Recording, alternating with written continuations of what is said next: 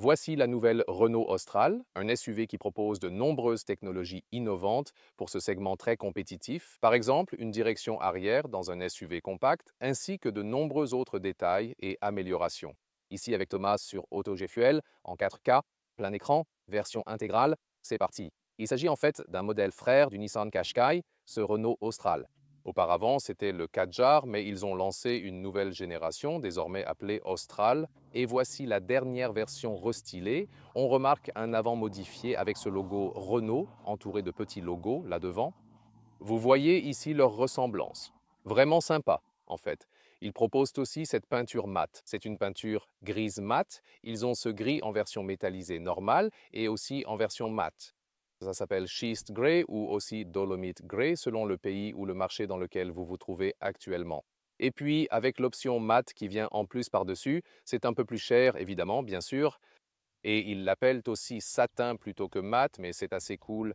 Il y a aussi une nouvelle couleur bleue, comme un bleu mer du Sud, qui paraît vraiment frappante. J'adore vraiment les deux. Les phares ont été mis à jour avec de nouveaux LED. En milieu de gamme, ils incluent une fonction adaptative. Et ici, c'est le Matrix LED en option, qui offre également plus de fonctions de feux de route, où certaines parties sont laissées éteintes. Vous pouvez garder les feux de route allumés. C'est la finition Esprit Alpine que vous voyez ici avec le badge. C'est la finition haut de gamme, techno et l'intermédiaire, et évolution, la version de base. L'Esprit Alpine a aussi des jantes de 20 pouces. Les voici, les grandes. Moins d'amortissement avec ses pneus, la Techno propose des jantes de 19 pouces. Les 18 pouces, version de base, apportent un peu plus de confort. En parlant de confort, la suspension a été améliorée. Ils utilisent de nouveaux amortisseurs. Ce lifting apporte aussi des améliorations très intéressantes, comme les seuils de porte retravaillés pour une meilleure insonorisation. Et ils ont pris davantage de mesures, comme réduire les vibrations des moteurs, et aussi, ici et là, certaines actions font que l'on entend moins le bruit de la route en conduisant. C'est une excellente initiative pour le restylage. La fonction 4 contrôle est une option disponible en version full hybride avec les finitions Techno ou Esprit Alpine. Les roues arrière pivotent jusqu'à 5 degrés, inversent aux avant jusqu'à 50 km par heure, réduisant le braquage de 11,2 à 10,1 mètres. Du coup, il a un rayon de braquage comme une toute petite voiture. Et au-dessus de 50 km par heure, c'est un degré dans une direction parallèle. À cette longueur précise de 4,53 mètres, soit environ 178 pouces, il est rare de trouver un véhicule de cette taille équipé d'une technologie de direction à l'essieu arrière aussi avancée. Très unique, en effet. Quelques retouches ici également pour l'arrière. Pas aussi marqué que ce que l'on voit à l'avant, mais globalement, je trouve que c'est un design agréable. Passons à l'intérieur avec la carte Renault, puis les sons des portes. Pas mal, pas génial, rien de spécial. Mais cette peinture mate est vraiment cool. Ah, j'aime ça. Puis, à l'intérieur des portes, la partie supérieure est sur le devant, un peu adoucie. Ici, dans la finition Esprit Alpine avec des inserts en Alcantara. Ici aussi, un peu plus doux pour le coude, partie dure dans la partie inférieure. Et très important ici, dans la finition Esprit Alpine, nous avons un double vitrage sur les vitres avant. C'est vraiment plutôt sympa. Même à l'arrière. Je vais vérifier, j'y crois pas. Non, non, c'est Wow. normal. Mais je veux dire, c'est tout à fait correct pour ce segment et pour ce prix. C'est plutôt cool d'avoir ça. Et tu as aussi cette plaque de seuil, et ici les tapis spéciaux avec le contraste bleu. Et le volant, à fond plat, a ses inserts en Alcantara ici. C'est aussi sympa. Le reste du volant est aussi sans peau animale. Il est encore plus agréable. Très bien pour la qualité des matériaux. De vrais boutons au volant comme pour le régulateur. Côté droit, tu peux contrôler quelque chose dans les instruments digitaux. Et tout ça avec cet écran de 12 pouces à gauche. L'infodivertissement a deux tailles. On verra plus tard. Les sièges, plus de renfort sur les côtés, donc un meilleur soutien latéral dans toutes les finitions. Voici la finition Esprit Alpine avec tissu à l'intérieur et cuir à l'extérieur. En haut, on retrouve encore des inserts en Alcantara. Pour la finition techno, j'ai filmé ces sièges pour vous. Ces sièges ont un tissu différent à l'intérieur, et bien que l'ergonomie des sièges soit la même, peut-être que l'autre tissu est même un peu plus agréable que celui-ci, mais c'est peut-être aussi simplement une question de goût. Qu'en penses-tu? Ici, avec 189 cm de taille, il reste un peu de hauteur et plus d'espace jusqu'au toit. Colonne de direction, haut, bas, avant, arrière. Les motards profitent aussi de ces routes aujourd'hui. Et vous avez aussi le levier de vitesse ici en haut. Comme dans la Renault 5 ou la Renault 4, on retrouve la même chose. Et nous avons aussi des sièges électriques avec mémoire que vous pouvez enregistrer sur cette caméra ici. Il y a une caméra ici dans le montant A. Elle reconnaît automatiquement qui utilise le véhicule et recharge votre position en conséquence. Bienvenue dans ce cockpit. Et oui, ce qui attire immédiatement l'attention, ce n'est pas forcément l'infotainment. Cette console centrale est une plaque de charge inductive, mais elle n'est pas refroidie. Et c'est en fait ici que l'on passe les vitesses. Très intéressant, comme ici. C'est comme si c'était inversé, avec la première, la deuxième, la troisième vitesse. Je rigole, bien sûr que non. Je plaisante, je disais n'importe That quoi. would be cool. Ouais, mais ce serait plutôt cool d'avoir un truc comme ça, car ça ressemble à un, tu vois, à un levier de changement de vitesse super avancé ou quelque chose comme ça. C'est une boîte automatique ici. Ça sert à poser votre main et à cacher cet espace. C'est intéressant, vous savez, car l'idée derrière ça, c'est que oui, vous pouvez laisser ça ici pour les porte-gobelets qui sont adaptatifs et aussi deux chargeurs USB-C. Vous pouvez aussi le pousser vers l'avant comme ça. Ensuite, vous avez ici le compartiment pratique et vous pouvez poser votre main ici pour contrôler la climatisation tout en restant à l'aise. Ça dépend de ce que vous voulez. À vous de choisir. Écoutez ça. C'est ce qu'Audi faisait avant. Des clics agréables avec un accès facile et tout ça. C'est Renault qui le fait ici. Ouais, et Audi faisait ça avant, mais ne le fait plus maintenant. Espérons qu'ils reviendront un jour à cette solution.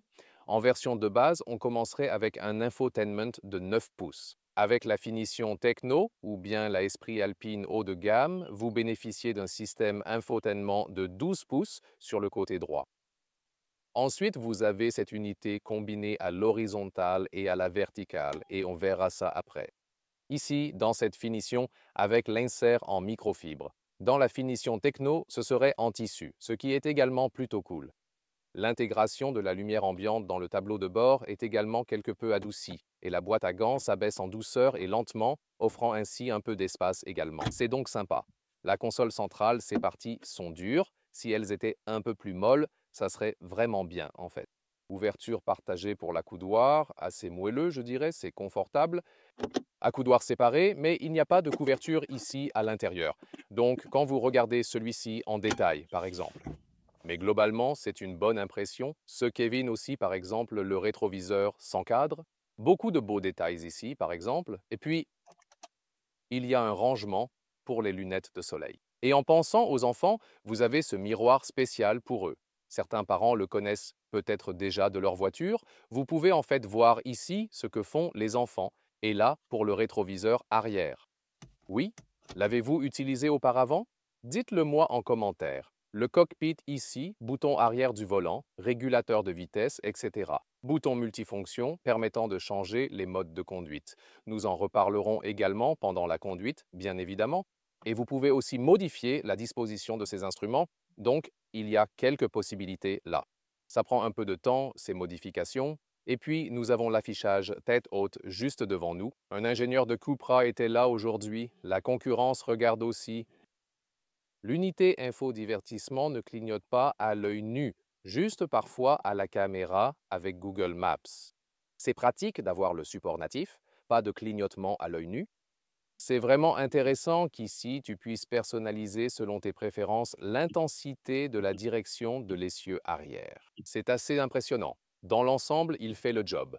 Apple CarPlay et Android Auto sont inclus. Également important ici, à gauche du volant, appuyez une fois et confirmez, puis vous êtes en mode My Safety Perso et vous pouvez activer tous les systèmes d'assistance ou désactiver les systèmes comme le bip de vitesse, comme vous le souhaitez. Ici, je peux également vous montrer avec ce sourire éclatant comment le bouton Multisense, situé sur le volant, modifie la couleur à droite. Le tableau de bord, ici, dans cette bande d'éclairage d'ambiance, change de couleur selon deux modes de conduite différents et vous pouvez aussi le personnaliser. Ensuite, ici, pour les pare-soleils ou le store en haut, il y a une lumière connectée qui s'active en ouvrant celui-ci. Et voilà, le reste est, je dirais, plutôt basique et sans grande complexité. Non. Impossible de le rendre plus long dans ce cas précis. Sièges arrière, plastique dur sur le dessus. Insertion en alcantara bien faite dans l'esprit alpine. À l'arrière, dans la partie basse encore. Les sièges ont une fonction vraiment pratique. Alors on peut les faire glisser vers l'avant ou vers l'arrière à nouveau, isofix sur les côtés, chacun avec ses capuchons. Et puis tu peux aussi ajuster légèrement l'angle ici, 1/3, 2/3 ici, ce n'est pas beaucoup, mais juste un peu comme ça. Ou complètement vers l'arrière, c'est tout à fait possible. Les portes gobelets ne sont pas ajustables. Et voilà, la console centrale ici avec 2 chargeurs USB-C maintenant. Et voyons quel espace nous avons réellement ici. Ici, le 2/3, vous pouvez le rabattre. Complètement vers l'avant. Cela offre plus de coffres ou bien rester comme ça. Ma taille est de 189 cm.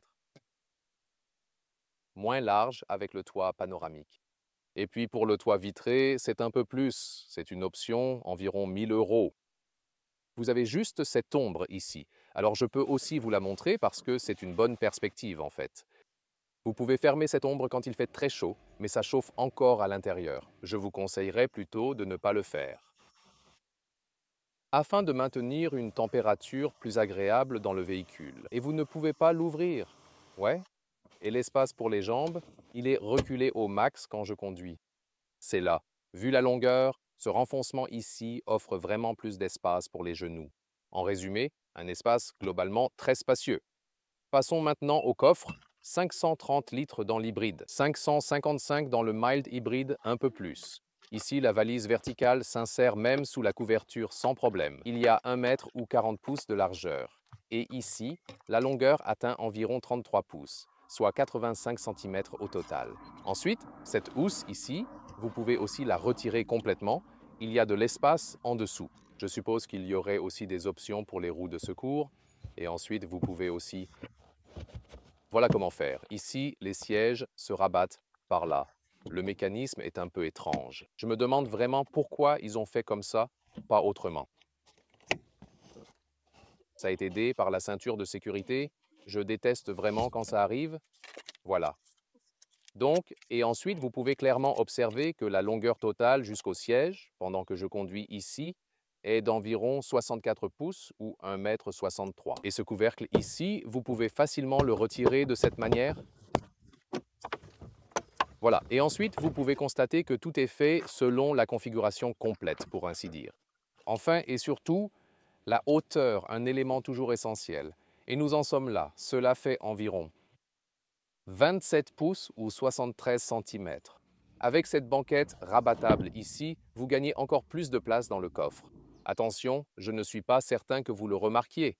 Quelque chose dépasse du tissu ici, sur cette housse. Je peux donc seulement vous recommander de porter des gants ou simplement de le tenir comme ça. Vous ne devriez pas le toucher à main nue, car je l'ai justement fait. Évidemment, vous l'avez bien vu. Et maintenant, j'ai quelques tout petits éclats plantés dans les doigts à cause de quelque chose qui dépasse ici. Donc cela ne devrait vraiment pas se produire. Oui, c'est clairement un point qu'il faut surveiller de très près, sans aucun doute. Sous le capot, 2 gastodes ici et une belle insonorisation. C'est le 1er février moteur hybride 2 litres 3 cylindres avec 200 chevaux, 8,4 secondes pour l'accélération, traction avant. Et ouais, je me sens un peu à l'étroit pour un véhicule de cette taille. L'autre option serait un moteur clairement moins performant que celui-ci. Au lieu de 8,4 secondes, on arrive à 9,7. C'est un Viercylinder mild hybride Van 1,3 liter. La cylindrée est un peu plus élevée avec un cylindre supplémentaire, mais il est plus lent car il n'a pas de moteur électrique half hybride. C'est comme un mild hybride avec CVT. C'est pourquoi la plupart des clients optent maintenant pour cette option hybride ici. Vous pouvez avoir des moments de conduite électrique en ville. Le moteur décide toujours s'il conduit en électrique, s'il utilise l'essence, ou s'il combine les deux en réalité avec cette boîte de vitesse automatique très spéciale. On commence à conduire le Renault Austral et on le ressent directement ici. C'est pourquoi on commence par lui. La direction arrière qui est installée ici, c'est une option à 1 500 € pour la version Esprit Alpine, disponible aussi en version Techno.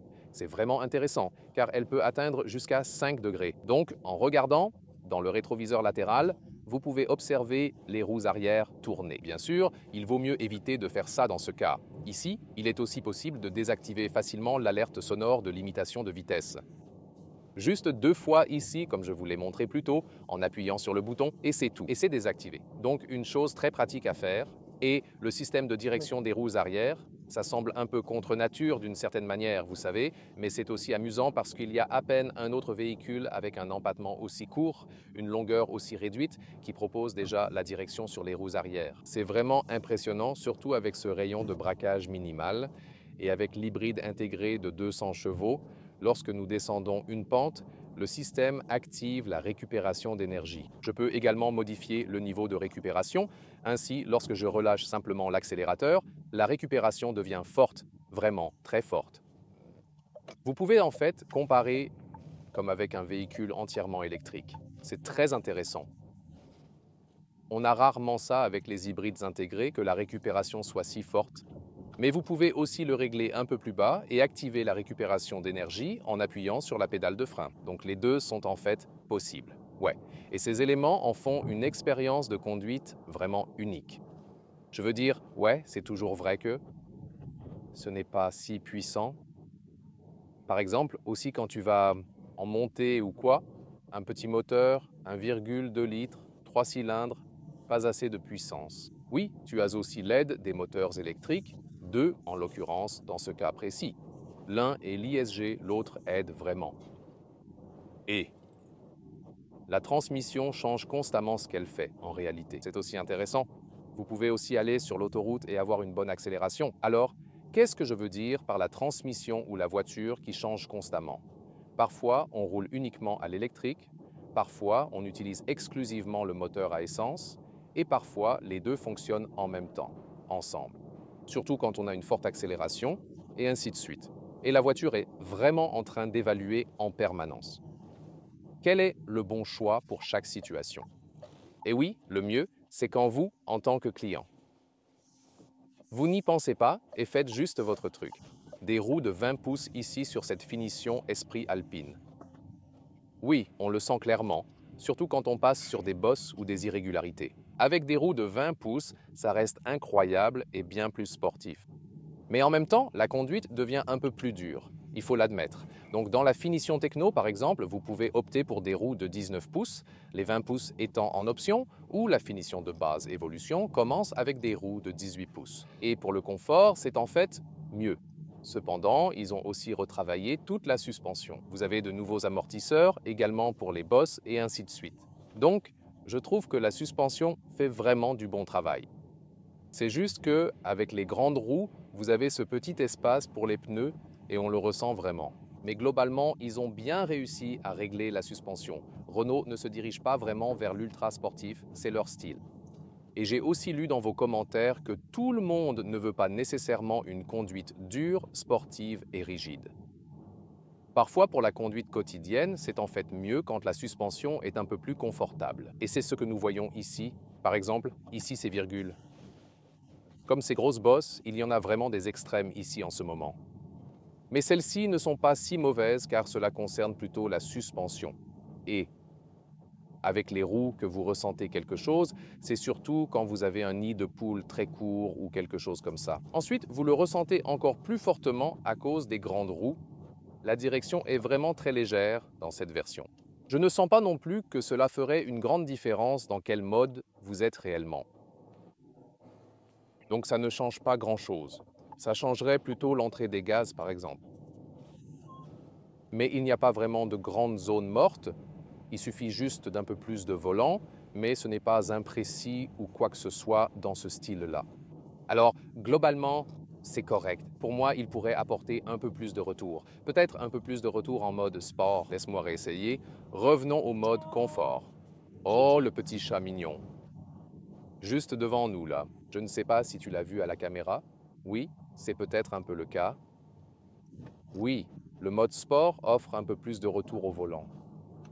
Mais c'est toujours un réglage léger. Et c'est aussi une question de préférence parce que, par exemple, ici, toujours, me dit qu'elle préfère le réglage de direction plus léger et moi, je préfère toujours un style plus à l'ancienne Peut-être aussi parce que j'ai appris à conduire avec des voitures sans assistance de direction, tu vois, c'est peut-être ça la raison. Et maintenant, quelques routes de campagne.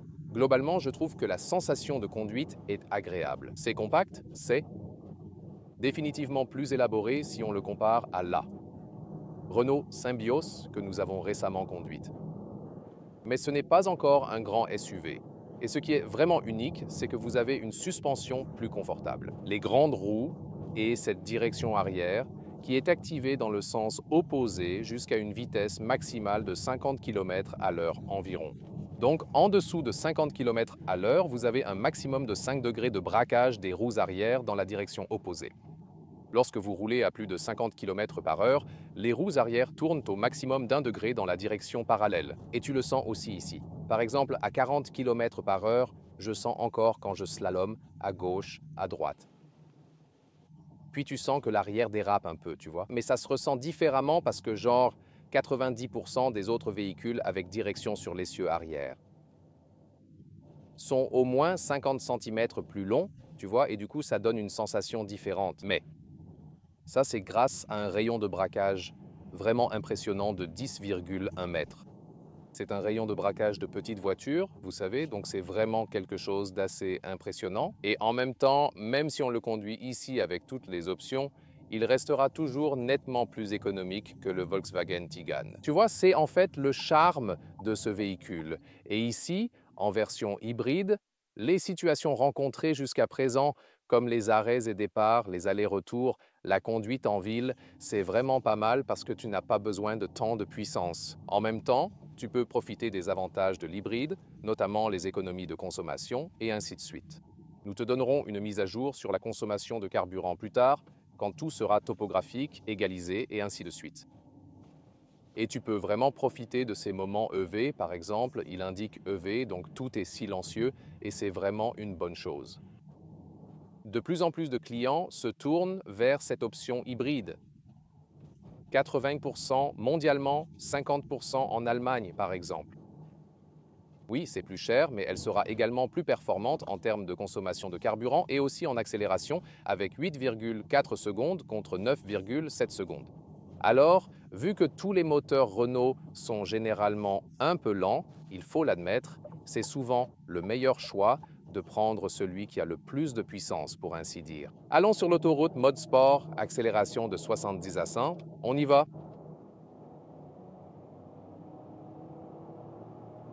Oh, c'est tout. Ouais, c'était plutôt l'accélération du moteur essence qui est bien. Maintenant, ça donne une impression un peu tendue, pour ainsi dire. Revenons au mode confort et j'ai déjà fait plusieurs accélérations, même quand la caméra n'enregistrait pas ou quand j'enregistrais notre format en allemand, et parfois, surtout quand il reste en mode essence, c'est plutôt fluide, disons. Mais quand il change de mode pendant l'accélération, parfois il se passe des choses étranges. J'ai eu une autre accélération avec d'abord la poussée électrique. Puis, le moteur semblait faiblir, comme s'il était sur le point de lâcher complètement. Puis la poussée de l'essence est arrivée et honnêtement, c'était vraiment assez étrange. Une autre chose bizarre que j'ai remarquée lors de la conduite en Allemagne, c'est qu'en prenant l'autoroute, je roulais à moins de 50 km par heure. La direction arrière active était en marche et dans le virage, j'ai accéléré, passant de 48 à 53. Et quand j'étais dans le virage, j'ai atteint ce seuil de la direction arrière qui s'est ensuite éteinte alors que j'étais encore dans le virage. Swing, et ça a un peu déstabilisé la voiture, pas que ce soit dangereux ou quoi que ce soit, mais c'est bien sûr étrange.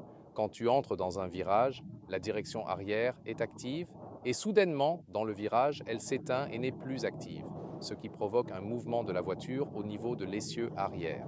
Ça faisait un peu bizarre. Je n'avais jamais vécu ça avec une voiture à direction arrière active. Peut-être parce qu'habituellement les seuils sont plus élevés et donc l'effet n'est pas aussi marqué, car probablement à ces vitesses plus élevées, l'angle des roues arrière n'est pas aussi large. Tu vois? Sûrement ça. Changement de voie à 100 km par heure, 60 miles par heure. C'est bien. Maintenant, l'autoroute est aussi plutôt plate. La suspension, je l'ai trouvée vraiment agréable et géniale, assez confortable, mais encore une fois, les roues de 20 pouces. font perdre un peu de confort à cet égard, mais ça se contrôle bien, c'est aussi amusant à conduire, vraiment. Je ne suis pas sûr de savoir quelle était la voiture. Limitation de vitesse? Peut-être. Je sais pas. Mais j'ai désactivé le reste, en tout cas. C'est amusant à conduire, c'est sûr. Et aussi remarquable. Comme montré plus tôt, on a les vitres double vitrage. Cela rend la conduite vraiment silencieuse à 100 km par heure, soit 60 miles par heure. C'est très agréable, non? Silencieux et doux. On peut déjà descendre ici. Je peux vous montrer plus dans ce rond-point. Une balade agréable et silencieuse, du moins à ces vitesses. Bien sûr, en Allemagne, par exemple, on pourrait facilement atteindre des vitesses bien plus élevées sur l'autoroute. Mais c'est ce que nous avons ici aujourd'hui en Espagne, du moins. Et c'est une chose intéressante. Récemment, nous avons vu la BMW série 5 sans double vitrage A. Presque le double du prix ici. Pourquoi donc? Salutations à Munich, au siège social. Vous devriez faire ça. Je leur ai déjà donné mon avis, mais quand la Renault à 50 000 € en finition haut de gamme propose du double vitrage, pourquoi ce n'est pas possible pour BMW de le faire dans la série 5, vous voyez? Je ne comprends vraiment pas ça. C'est donc un véhicule très intéressant. Et d'un côté, on se dit, ah, encore un autre SUV compact, quoi. Mais de l'autre côté, celui-ci a tellement de caractéristiques uniques, comme la direction à accès arrière dans ce segment. Les fenêtres, double vitrage.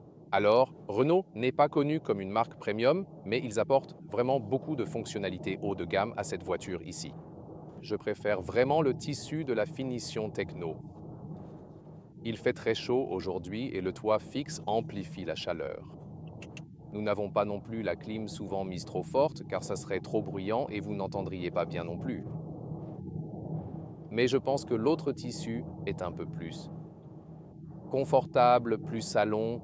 Encore une fois, il y a les inserts en alcantara sur le tableau de bord et aussi sur le volant, ce qui est un bel atout dans la finition S3 Alpine. Peut-être que je peux vous montrer ici, parce que c'est l'élément clé de la direction arrière ici, mais quand je fais un demi-tour. Attendez, maintenant je tourne complètement, c'est plutôt cool et je peux vraiment voir l'excitation. Regardez ça, quand je fais ça, ça donne vraiment l'impression de conduire une petite citadine ou un véhicule de ce genre, c'est très maniable. Plutôt cool. Avec le système hybride intégré de 200 chevaux, la consommation est de 6 litres au 100 km, soit 39 miles par gallon américain et 47 miles par gallon britannique. Et c'était un mélange de conduite urbaine, comme vous avez vu dans la partie en voiture, mais aussi de route, avec un maximum de 120 km à l'heure. De bonnes conditions, idéales pour cet hybride, on a grimpé la côte, puis redescendu. Avec ces variations de relief, l'hybride peut récupérer une grande quantité d'énergie, utiliser le mode électrique, et c'est donc un cas d'utilisation parfait pour ce modèle hybride. Et vous vous demandez peut-être en quoi le Tigane est mieux? Il est un peu plus cher, donc on abordera ça plus tard, sur les prix. Le Tigane particulièrement se montre meilleur en suspension, notamment avec ce nouveau DCC Pro. C'est à la fois au niveau du confort, mais aussi de la sportivité et de l'agilité. C'est là que le Tigane est meilleur. Mais on remarque aussi des trucs vraiment sympas avec l'Allstroke. En ce qui concerne les prix, cela commence à 35 000 € avec le moteur d'entrée de gamme, puis environ 39 000 € si vous optez pour la version hybride complète ici. Et si vous la personnalisez entièrement, comme l'Esprit Alpine, avec toit panoramique et direction arrière, ça peut dépasser 50 000 €. Mais là, vous avez vraiment plein d'options. La direction arrière dans ce segment est vraiment quelque chose d'unique. Et si vous le comparez au VW Tigane, nos véhicules de test dépassent largement les 70 000 € en termes de prix. Donc vous paierez toujours moins pour cette Renault que là-bas. Ce n'est pas le moteur le plus puissant. C'est un point négatif. Mais côté avantage, il y a de nombreuses fonctionnalités intéressantes, comme la direction arrière, ainsi que des détails soignés et plaisants à l'intérieur. Par exemple, ces couleurs mates, vraiment magnifiques. De grandes roues et côté visuel, tout est parfaitement réussi. Et elles roulent plutôt bien. On apprécie les moteurs un peu faibles, c'est un détail qu'il faut vraiment accepter. Si votre conduite inclut une grande part de trajets urbains, l'hybride reste une option très performante et adaptée. Qu'en pensez-vous de la Renault Austral? Partagez votre avis en commentaire et comparez-la avec ses concurrents.